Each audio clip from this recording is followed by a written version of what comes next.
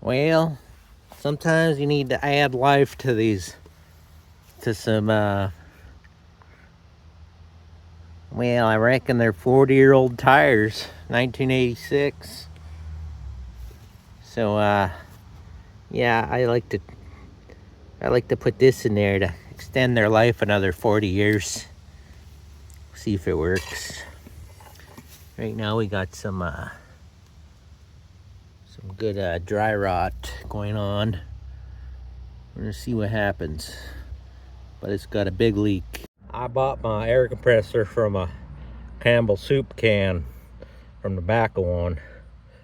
So see what happens. I mean, I don't think there's nothing wrong with these tires. Just a little couple cracks here and there, big deal.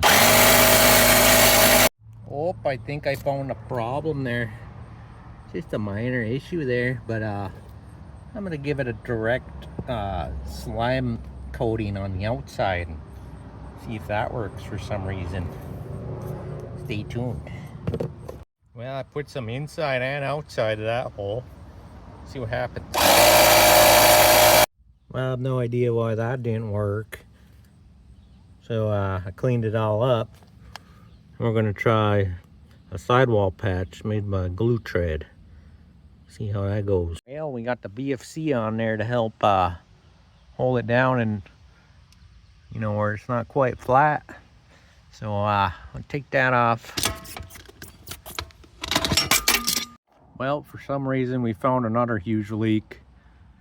So we gone this far, we might as well just throw another glue thread on there. Stay tuned.